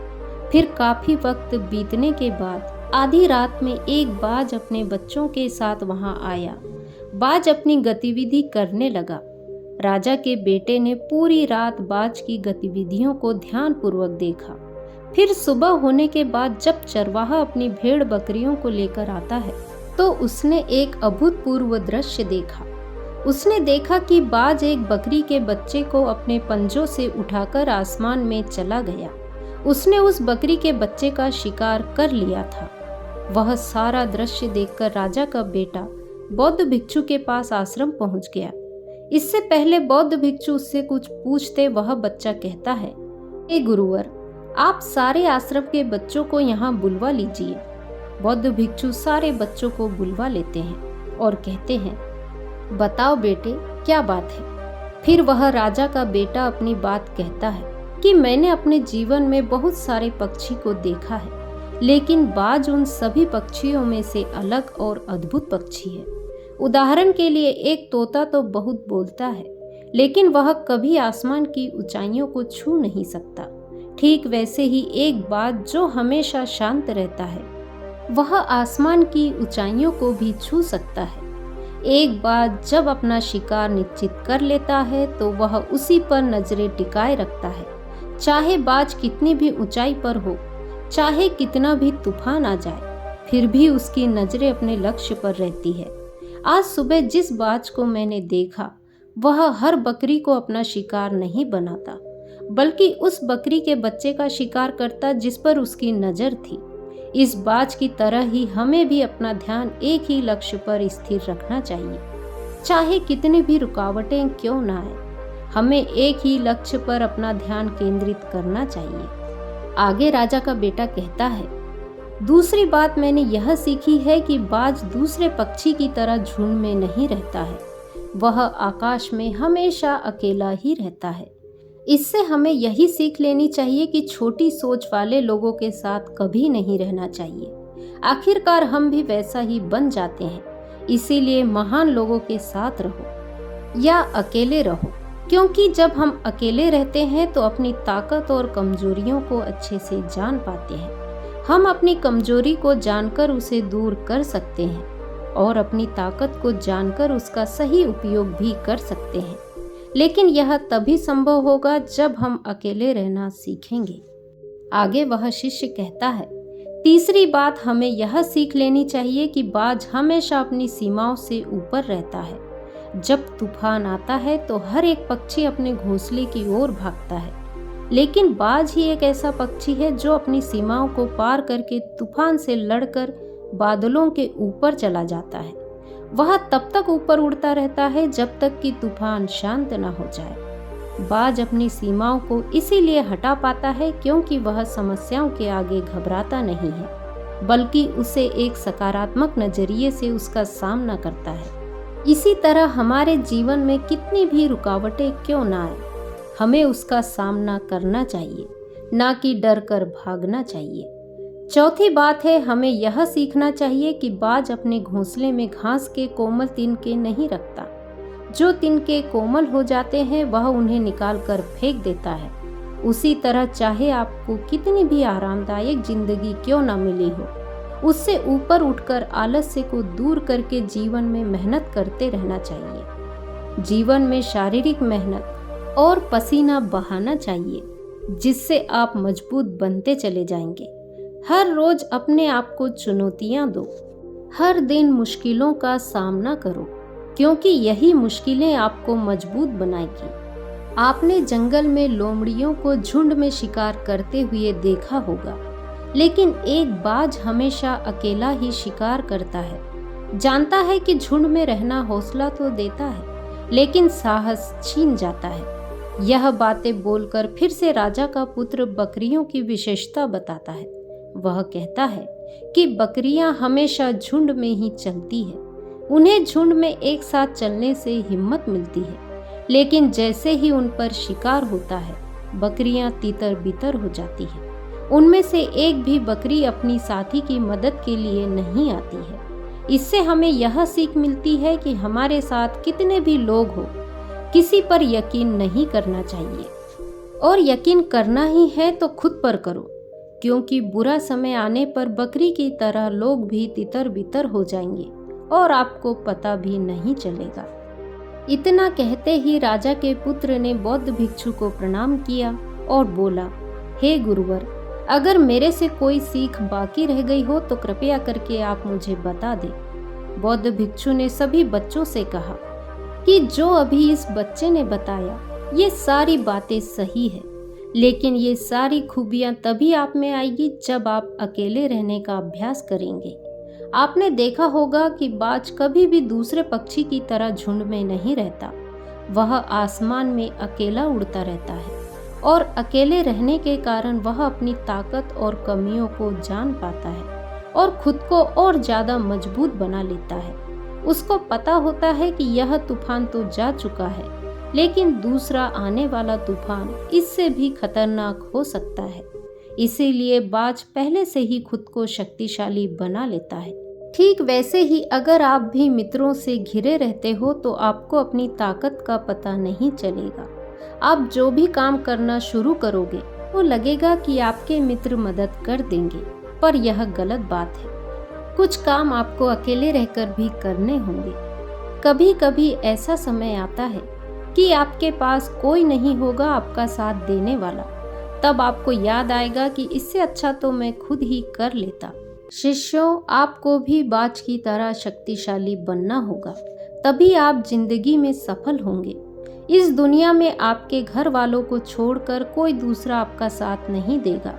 यदि आपके साथ कभी गलत हो तो आपको बाज की तरह बनना होगा, तभी आप खुद से और दुनिया से लड़ सकते हो। आपको जो भी काम करना हो खुद से करो, किसी के साथ का इंतजार मत करो, खुद से ही काम पर लग जाओ। आप एक दिन कामयाब जरूर होंगे।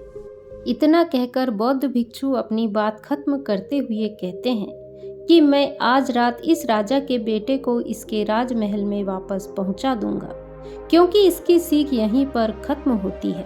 और यह कहकर बौद्ध भिक्षु राजा के बेटे को उसके राजमहल छोड़ आते हैं। अकेलापन एक ऐसा शब्द जिससे सब घबराते हैं। अगर मैं कहूँ कि आपको अकेले रहना है तो आप परेशान हो जाएंगे, क्योंकि हमें इसकी आदत नहीं है, ना ही हम ऐसा करना चाहते हैं। बदलते जमाने के साथ लोगों का रहन सहन तो बदला ही है, साथ ही जीने का तरीका भी बदल रहा है। कई लोग ऐसे हैं जो किसी मजबूरी में, जैसे नौकरी इत्यादि के कारण अकेले रहते हैं, तो कई लोग ऐसे हैं जो अपनी मर्जी से अकेले रहना पसंद करते हैं। जो लोग अपनी मर्जी से अकेले रहते हैं उनमें कुछ अलग ही गुण होते हैं। ऐसे लोग जीवन में सफलता जल्दी हासिल कर लेते हैं। अकेले रहने के फायदे अगर आपने समझ लिए तो समझो आपने पूरी जिंदगी समझ ली। अकेले रहना किसी के लिए वाकई कम नहीं है। अकेलेपन का मतलब यह भी नहीं है कि हम अपने घर परिवार मित्र से दूर रहें। अकेले रहने की भी एक कला है जो आगे की कहानी में आपको पता चलेगी। एक बार एक व्यक्ति एक गुरु के पास आया और बोला, हे गुरुवर, मेरे दुख का कारण क्या है? वह गुरु बहुत ही बड़े ज्ञानी थे। गुरु ने कहा, अपने आप को चीजों से चिपका लेना, चीजों को पता कर लेना और उन चीजों के प्रति आसक्त होकर उसके पीछे भागना ही तुम्हारे दुखों का कारण है। उस व्यक्ति ने गुरु को धन्यवाद किया और कहा, हे गुरुवर, आपने तो मेरी समस्या का समाधान कर दिया। मैं इतने दिनों से अपनी समस्या का समाधान चाहता था। आपका धन्यवाद। इतना कहकर वह व्यक्ति वहां से जाने लगा। तभी गुरु ने कहा, पूरी बात तो सुन लो। उस व्यक्ति ने कहा, नहीं गुरुवर, आपका इशारा मिल गया, बस वही काफी है और समझदार को इशारा ही काफी होता है। 1 महीने के बाद वह व्यक्ति फिर से गुरु के पास आया। इस बार उस व्यक्ति का हाल बहुत ही बुरा था। वह बहुत ही दुखी था। वह आया और सीधे गुरु के चरणों में गिर पड़ा और कहा, हे गुरुवर, आपने जो कहा था मैंने वैसा ही किया, पर मुझे सुख की जगह दुख ही मिल रहा है। गुरु ने उस व्यक्ति से पूछा, तुमने ऐसा क्या किया? व्यक्ति ने कहा, मुझे अपने परिवार वालों से, मित्रों से, रिश्तेदारों से दुख मिल रहा था। मैंने उन्हें छोड़ दिया और छोड़कर चला गया। 2-4 दिन तो मुझे अच्छा लगा, पर धीरे धीरे मुझे उनकी याद आने लगी। अपने माता पिता, अपनी पत्नी, अपने बच्चे याद आने लगे। रिश्तेदार, यहाँ तक कि अपने शत्रु भी मुझे याद आने लगे। इतना दुखी तो मैं उनके पास रहकर भी नहीं था, जितना मैं उनसे दूर होकर हो गया हूँ। इसीलिए आज मैं वापस अपने घर जाने के लिए निकला था और आपके पास आ पहुँचा। आपने मुझे इतनी गलत सलाह क्यों दी? गुरु मुस्कुराए और बोले, बेटा, तुम परिवार को छोड़कर भागे, तुम मित्र, रिश्तेदार सभी को छोड़कर भागे, पर यह तुम्हारी गलतफहमी थी कि तुम छोड़कर भाग रहे हो। वास्तव में तो तुम उन्हें लेकर भाग रहे थे। व्यक्ति ने कहा, पर गुरुवर, मैं तो किसी को अपने साथ नहीं लाया। गुरु ने कहा, जो चीज हमें दुख देती है वह कहीं बाहर नहीं होती, यहाँ तक कि जो हमें सुख देती है वह भी बाहर नहीं होती। यह सब परिवार वाले, रिश्तेदार, मित्र, शत्रु, यह सब कहाँ बसते हैं? यह सब हमारे मन में बसते हैं। और जब तुम भागे हो, तुम अपने मन को साथ लेकर भागे और तुम्हारे मन में यह सब तुम्हारे साथ भाग रहे थे, तो तुम इनसे कहीं दूर गए ही नहीं। जो चीजें मन में बसी होती है वह आसानी से नहीं निकल पाती। जब हम इन चीजों से दूर हो जाते हैं, यानी छोड़कर भाग जाते हैं, तब मन उन चीजों को पाने के लिए फिर से प्रयास करने लगता है और तब यह चीजें बहुत ज्यादा दुख देती है, जैसा तुम्हें हो रहा है। व्यक्ति ने कहा, हे गुरुवर, मैं क्या करूं? चीजों के साथ रहूं तो दुख, चीजों को छोड़कर जाऊं तो दुख। क्या मैंने सिर्फ दुख उठाने के लिए ही जन्म लिया है? गुरु जोर से हंसते हुए कहते हैं, यह बात बिल्कुल सत्य है। यहाँ सब सिर्फ दुख उठाने के लिए जन्म लेते हैं, पर यह भी सत्य है कि इन दुखों के पार सुख है और उन सुख के पार दुख है। कभी कभी जिन चीजों में हमें सुख नजर आता है वह दुख देते हैं, और जिनमें दुख नजर आता है वही सुख का कारण बन जाते हैं। फिर उस व्यक्ति ने कहा, हे गुरुवर, क्या इस सुख दुख के माया जाल से बाहर निकलने का कोई रास्ता नहीं है? गुरु ने कहा, रास्ता तो है, मगर तुम इसी दुनिया में रहना चाहते हो, इन सब के साथ रहना चाहते हो, तो फिर तुम्हें एक काम करना होगा।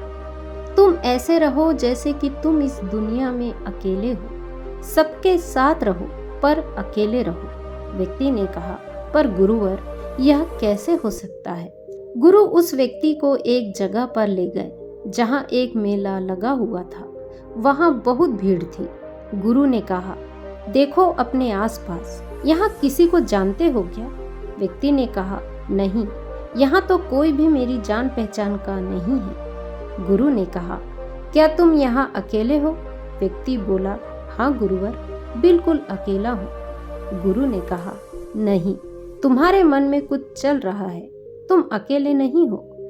व्यक्ति ने कहा, हाँ, मैं जल्द से जल्द अपने घर जाना चाहता हूँ, अपनी पत्नी से, अपने बच्चों से, अपने माता पिता से मिलना चाहता हूँ, अपने मित्रों से मिलना चाहता हूँ। वही मेरे मन में चल रहा है। गुरु ने कहा, अब यह सब भूलकर आंखें बंद कर लो और अपना ध्यान यहाँ होने वाली आवाजों पर लगा दो। व्यक्ति ने ऐसा ही किया और जैसे ही उसने अपनी आंखें बंद करी और सारा ध्यान वहाँ हो रही आवाजों पर लगाया, उसे एक अकेलापन, एकांत महसूस हुआ। उसे लगा कि वह इतनी भीड़ में भी अकेला है। सभी आवाजों के ऊपर ध्यान लगाने के कारण किसी आवाज का कोई महत्व नहीं था, बस आवाज ही थी। उसने अपनी आंखें खोली और कहा, हे गुरुवर, यहाँ तो मैं बिल्कुल अकेला हूँ। सब है पर कुछ नहीं है। गुरु ने कहा, बस इसी तरह अकेले होना है। तुम सबके साथ रहो, लेकिन भीतर से अकेले रहो। साथ में सब हो पर मन में कोई न हो। जिसने इस तरह से अकेले जीना सीख लिया, उसे कभी जीवन में दुख नहीं होगा। उसे चीजें दुख नहीं देगी। वह हर चीज में आनंद की प्राप्ति कर सकता है। गुरु ने आगे कहा, महान सफलताएं अकेलेपन से ही शुरू होती है। अकेलापन ही हमें उनसे मिलाता है। अपने अकेलेपन को नकारात्मक मत समझना, बल्कि उसे एकांत समझकर खुद को जानने का प्रयास करो। जब तुम्हें एकांत पसंद आने लगे तो समझो तुम्हारा वास्तविक वजूद तुमसे मिलना चाहता है। इसलिए अपने इस एकांत प्रेम का सम्मान करो। गुरु बोले, मैं तुम्हें 7 ऐसी खूबियों के बारे में बताता हूँ जो अकेले रहने वाले लोगों में पाई जाती है और उन्हें दूसरों से अलग, बेहतर बनाती है। गुरु ने कहना शुरू किया, पहली खूबी जो एकांत में रहने वाले लोगों में पाई जाती है, वह यह है कि ऐसे लोग अन्य लोगों की तुलना में खुद के प्रति ज्यादा जागरूक होते हैं। वह खुद के व्यवहार और आचरण के बारे में ज्यादा गहराई से जानते हैं। ऐसा इसीलिए होता है क्योंकि जब हम अकेले होते हैं तो हमें खुद के बारे में सोचने का काफी समय मिल जाता है, जिससे हम खुद के व्यवहार को अच्छे से समझ पाते हैं। एकांत में रहने वाले लोग खुद की कमजोरी और ताकत को भी अच्छे से जान पाते हैं, जिससे वह दूसरे लोगों की तुलना में किसी भी खराब परिस्थिति का सामना ज्यादा अच्छे तरीके से कर सकते हैं। फिर गुरु ने कहा, अकेले रहने वाले लोगों की दूसरी खूबी है कि वह सकारात्मक सोच वाले लोग होते हैं। जब बहुत से लोग हमारे साथ होते हैं तो वहाँ एक दूसरे से तुलना, जलन, लालच जैसे विचार अपने आप ही मन में आने लगते हैं। फिर इंसान इन विचारों के वश में आकर उल्टे सीधे काम करने लगता है। हालांकि ऐसा नहीं है कि एकांत में रहने वाले लोगों के मन में यह विचार नहीं आते, लेकिन क्योंकि वह अकेले है, उनमें दूसरों की तुलना में ऐसे विचार कम आते हैं। अकेले रहने की वजह से उन्हें खुद के बारे में सोचने का समय ज्यादा मिलता है, जिससे वह अपने नकारात्मक विचारों को पहचान कर उन्हें कम कर सकते हैं, जिसके कारण ऐसे एकांत में रहने वाले लोग ज्यादा सकारात्मक होते हैं। अकेले रहने वाले लोगों की तीसरी खूबी यह है कि ये लोग ज्यादा अनुशासित और आत्मनिर्भर होते हैं, क्योंकि अकेले रहने वाले लोगों को अपने ज्यादातर काम खुद से ही करने पड़ते हैं। इसीलिए यह दूसरों की तुलना में ज्यादा आत्मनिर्भर होते हैं। साथ ही ऐसे लोगों को दूसरों का काम भी पसंद नहीं आता। यह अपना काम खुद करने पर ही भरोसा करते हैं। साथ ही यह लोग कोशिश यह करते हैं कि दूसरों से कम सहायता लेनी पड़े। पर क्योंकि ऐसे लोग आत्मनिर्भर और अपने काम को लेकर स्पष्ट होते हैं, तो ये लोग अनुशासित भी होते हैं। ये लोग अपने समय की कद्र करते हैं और दूसरों का भी समय बर्बाद नहीं करते। अकेले होने की वजह से ऐसे लोग एक निश्चित दिनचर्या का पालन भी करते हैं, जिससे यह लोग ज्यादा व्यवस्थित होते हैं और यह भी इनके अनुशासित होने का एक कारण है। गुरु आगे कहते हैं, अकेले रहने वाले लोगों की चौथी खासियत यह होती है कि यह लोग किसी भी चीज के बारे में बड़ी बारीकी से और गहराई में जाकर सोच विचार करते हैं। अकेले रहने वाले लोगों की यह सबसे बड़ी खासियत होती है। इसीलिए जितने भी लेखक, कवि और बड़े बड़ी कहानियों के रचयिता हैं, उन सभी को एकांत में रहना पसंद था, क्योंकि जब कोई व्यक्ति एकांत में होता है तो अपने अंदर की आवाज सुन पाता है। जितने भी बड़े आविष्कार हुए हैं, उन सब की शुरुआत एकांत में ही हुई थी। एकांत में रहकर ही किसी भी चीज के बारे में बड़ी बारीकी से सोचा और समझा जा सकता है। गुरु ने आगे कहा, एकांत में रहने वाले लोगों के बारे में यह खूबी है कि इनका व्यक्तित्व सबसे अलग हटकर होता है। जो लोग ज्यादातर दूसरे लोगों के साथ रहते हैं वह अकेले रह नहीं पाते। वह कितने भी कोशिश कर ले, लेकिन जाने अनजाने में उनके अंदर दूसरे लोगों का व्यक्तित्व का कुछ हिस्सा आ ही जाता है। दूसरों की आदतें, उनके विचार उनके अंदर प्रवेश कर ही जाते हैं। इससे उनके व्यक्तित्व में वह निरालापन, वह अनूठापन नहीं आ पाता जो एकांत में लोग रहते हैं उनके अंदर आ जाता है। क्योंकि एकांत में रहने वाले लोग अपना ज्यादातर समय अपने साथ बिताते हैं, इसीलिए यह दूसरों की बातें और विचारों से बहुत कम प्रभावित होते हैं। इनके अपने जीवन को जीने के खुद के बनाए हुए नियम और कायदे होते हैं जिनका यह पालन करते हैं, और ये किसी से भी आसानी से प्रभावित नहीं होते। इसीलिए ऐसे लोगों की शख्सियत सबसे हटकर सबसे अलग होती है। इनके व्यवहार में एक अलग ही निरालापन होता है जो किसी दूसरे व्यक्ति को भी पसंद आ सकता है। आगे गुरु कहते हैं, छठी खासियत जो एकांत में रहने वाले लोगों में पाई जाती है, ये लोग ज्यादा लोगों से अपने संबंध नहीं बनाते, लेकिन ये जितने भी लोगों से संबंध बनाते हैं सच्चे दिल से बनाते हैं। ऐसे लोगों के बहुत ही कम मित्र होते हैं, लेकिन जितने भी होते हैं यह उनसे अपनी मित्रता को पूरी ईमानदारी से निभाने की कोशिश करते हैं।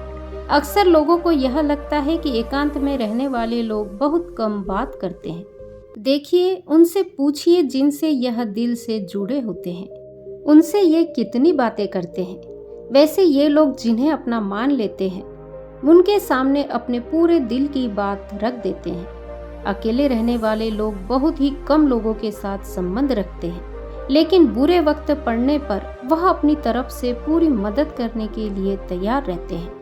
इसलिए इनके रिश्ते कम लोगों से तो होते हैं, लेकिन वो सच्चे होते हैं, बहुत मजबूत होते हैं। सातवीं खूबी बताते हुए गुरु कहते हैं, एकांत में रहने वाले लोग मानसिक तौर पर और भावनात्मक रूप से मजबूत होते हैं, क्योंकि उन्हें पता होता है कि अगर कोई समस्या उनके ऊपर आती है तो उन्हें अकेले ही उन समस्या से निकलना पड़ेगा।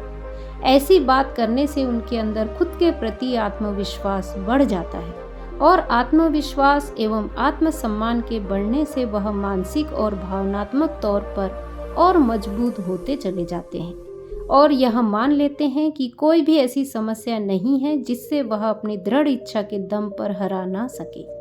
और यही एक सोच उन्हें दूसरों से अलग बनाती है। इतना कहने के बाद गुरु चुप हो जाते हैं। इतना सुनने के बाद वह व्यक्ति गुरु को धन्यवाद देता है और वहां से चला जाता है। दोस्तों, अकेलापन हमेशा से ही एक वरदान रहा है, क्योंकि जब हम दुनिया में लोगों के साथ होते हैं तब हम भीड़ का हिस्सा होते हैं, लेकिन जब हम अकेले होते हैं तब हम खुद के साथ होते हैं। जब हम खुद के साथ होते हैं तभी हम अपने समय का सदुपयोग कर पाते हैं। खुद का आकलन, खुद के शौक और सभी बातों पर अच्छे से ध्यान दे पाते हैं और अपनी कमजोरियों पर काबू पा पाते हैं, और ऐसा कह सकते हैं कि सच में अच्छाई की राह और इंसानियत की मंजिल भी पा सकते हैं। इसलिए अकेलेपन को कमजोरी ना समझकर ताकत के रूप में देखें। तो दोस्तों, आज की कहानी यदि आपको पसंद आई हो तो वीडियो को लाइक, शेयर, कमेंट करें और मेरे चैनल को सब्सक्राइब करें। नमो बुद्धाय।